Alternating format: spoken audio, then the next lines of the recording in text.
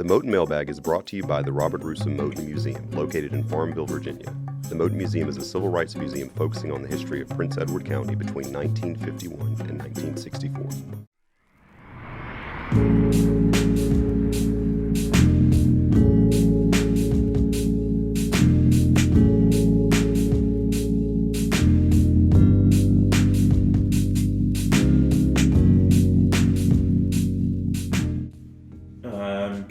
This is season 2, episode 8 of the Moton Mailbag. I'm Irene. And I'm Leah. Alright guys, how was your Thanksgivings? It was good. Not as eventful as it normally is with more family in town. Okay. Which is not bad, you know. It was nice quiet, which I appreciated. Made the mac and cheese. I like to think it turned out well. Very good, very good. So yeah, very different. I mean, being here in Virginia where cases for COVID-19 are looking the way they are, we opted to keep it very, very small and wear masks when we're eating, which is just different. Good, good to see family. We made sure we were good a couple of weeks leading into it, but it's just weird. It's just different. Yeah. I went back home and I was like, okay, so my tasks are to make the sides. Also, who else is home? Oh, we probably shouldn't meet up, should we? Oh, okay, I'll just text you. Mm-hmm. Or we'll just call on the phone, that kind of thing. Mm-hmm. But so it was really low key, but wasn't bad. mm-hmm. I've appreciated, as everyone is going home and visiting their families now that most students are back home for the semester. Everyone posting pictures of their dogs. Mm. It's been quite nice. Yeah. Seeing all the dogs on social media.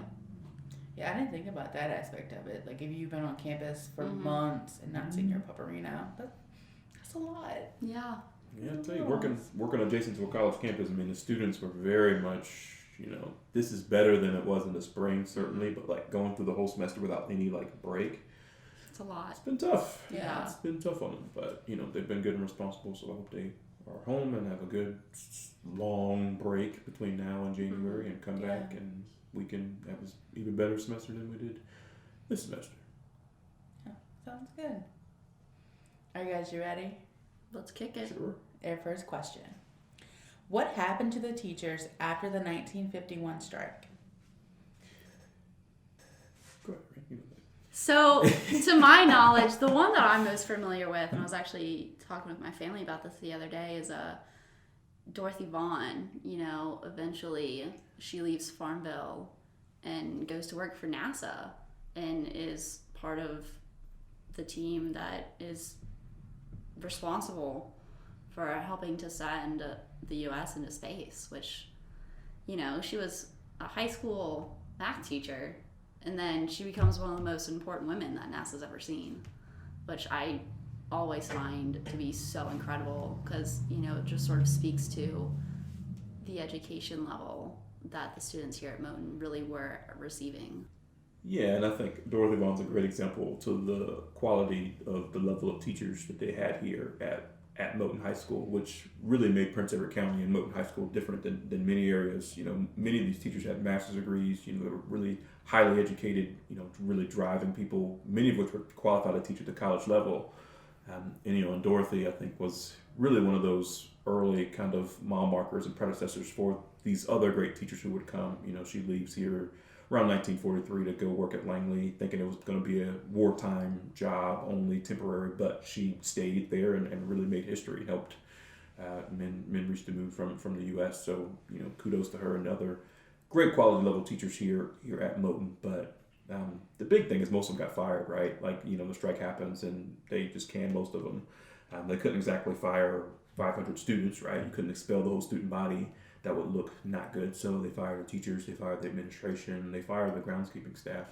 They terminated everybody because they couldn't exactly blame the students and they needed somebody to kind of be the sacrificial lamb, if you will. So they fire everybody, but, I spoke about the quality to say that many of these teachers, did not struggle in the slightest bit to find other jobs. The community was probably worse off without them than they were without the school. So Boyd Jones, for instance, he already had a master's in physics, I believe. He went off and got his doctorate and ended up teaching at Norfolk State, I believe, for many years in the math department in physics. He was married to Inez Davenport Jones, who was the music teacher at Moton High School, who actually was the one who told Barbara Johns that she should stand up and do something about it. She was tired of the injustice. And so they settled in kind of in the Tidewater, Norfolk, Newport News area, where continued to be educators. So I say he was only one example, but, these teachers were not, they were very qualified. So they found other jobs and other employment, but it's sad that we had to chase out, that's not what happened. But that so many teachers got chased out of this community, even though they didn't directly do anything wrong. Almost forced out. Oh, yeah, Yeah. absolutely. Yeah. And then the strike itself only lasted 10 days. So then, when the students came back into school, it's like, okay, what's next? What do we do next? Right. And then I was looking at one of the teachers, her daughter was part of the strikes. She lost her job, is Vera Allen. Mm-hmm. So you see, the direct consequences of the strike, but on a family level, Right. how do you deal with, you're the reason somebody justified firing your mom? Mm-hmm. What do you do with that? Well, and that was these students' worst nightmare, right? That's basically the last thing they wanted to happen. But essentially, they got to the point where it's like, well, we can't even survive making it to school in some context. This is a month almost to the day after the bus accident happened and 5 students were killed in the accident. They're like, we have to do something. It doesn't matter the consequences. We already are putting our lives at risk by riding these buses that break down all the time. It has to be us. We have to take this into our own hands and do something about this, because if we don't, nothing's going to change. So they decided, and unfortunately there were consequences. Yeah. But I say that to say some ended up working at NASA, some ended up being college professors, some ended up all over the place, because these were super highly intelligent and motivated and very competent individuals who worked here at Moton High School. So next question, were there any other protests in Farmville? Yes. In 1963, the students were protesting downtown. They were protesting the school closings. Mm-hmm. The Board of Supervisors defunded the schools in 1959. At that point in 1963, students were fed up. They were like, look, something needs to change. In our galleries, we have a couple of protest signs. And you can, you see the students, the children who are impacted, who know their rights, what they're entitled to as citizens, and what they're being denied. Mm-hmm. Yeah, and some of them went to the March on Washington with Dr. Martin Luther King Jr. Yeah. So, not a protest in Farmville, but... They had a really big Farmville, Prince Edward sign, Yeah. real clear where they're from, on a national scale, being like, hey, by the way, this is what's happening to us. And they're marching for integrated schools. Here locally, there's been some, recently some demonstrations and organizing, primarily kind of associated with Black Lives Matter and around kind of George Floyd murder and Breonna Taylor murder and many of the like. More so really recently, within the past 3 or 4 months, but certainly we've had peaceful kind of demonstrations and marches throughout the years, kind of happening on anniversaries of events or around other aspects of police brutality or mass incarceration, things like that. Some we know about as a museum and as an institution, some that we don't. But civic engagement, protest, activism in that way is a very important part of our democracy. It's a constitutional right, and we definitely support folks who want to go out and use that right, and know that they're safe and respectful and researched and good in a good way. So probably will be more in the future, right? Yeah. We are a civil rights museum, and we were started because of a protest. Certainly, we want to see future protests, if they're for good causes. Yeah, all towards American democracy. Mm-hmm. All right. Guess that means we're going to the last question. Why don't more people know about the Moton School story? I think the simple answer for that one is it's just not being taught in our schools.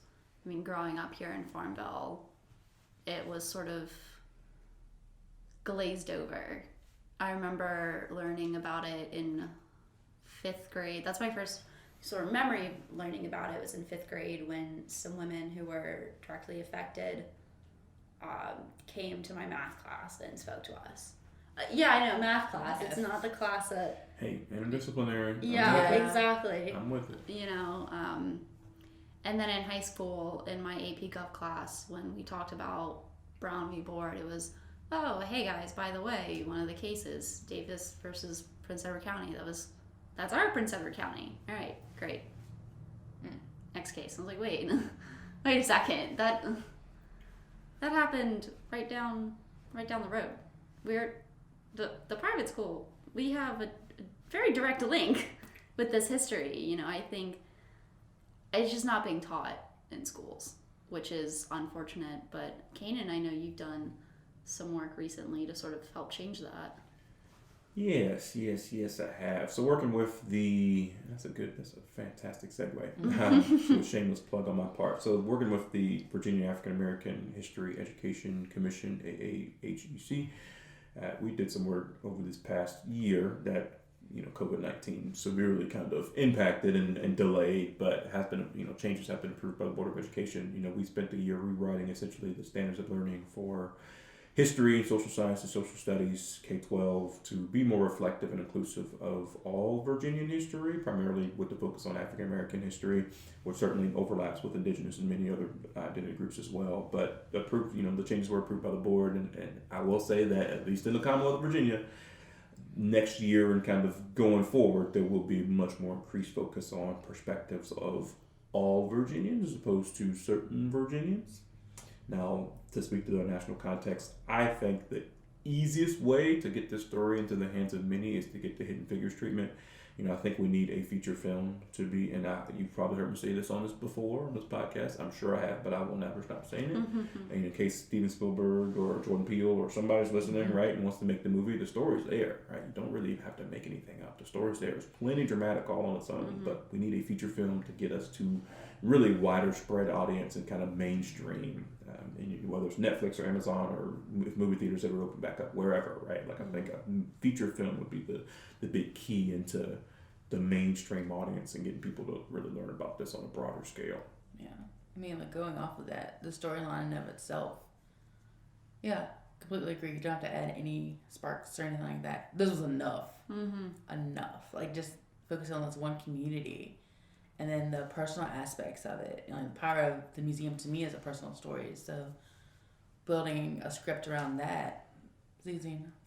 I mean, if anything, they might have to remember the Titans and like tone down some of the stuff because especially if they want to Disney-fy it or whatever. I might have to cut that out. I don't want Disney to sue me, but if they want it to be more family oriented, right? They might have to cut some of it out. But like the stories there are such a rich, deep, complicated story that would, I think, it yield itself. Even if it's not a movie, like a TV show would be a mini-series. Yeah, like that would be like a docu, like a mini like feature, like that would be fantastic. And I think we'll get it to the crowds a lot more than are already accessing it. And like with the miniseries, you could take the time to do in-depth conversation. Yeah. And then love a primary source, weave in those actual video we have and audio we have as well. So it's like a miniseries documentary type feel, but not quite. Yeah. That sounds pretty good to me. Yeah. Anything else from you?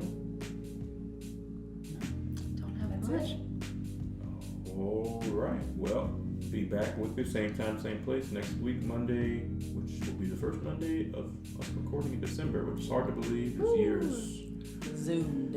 Yeah, simultaneously been it's been 20 years in 1 year, and it's also been 20 minutes. So 2020. Yeah.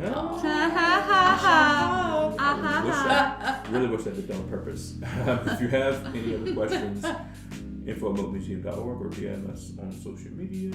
See you next week. Bye. Thanks for listening. Bye.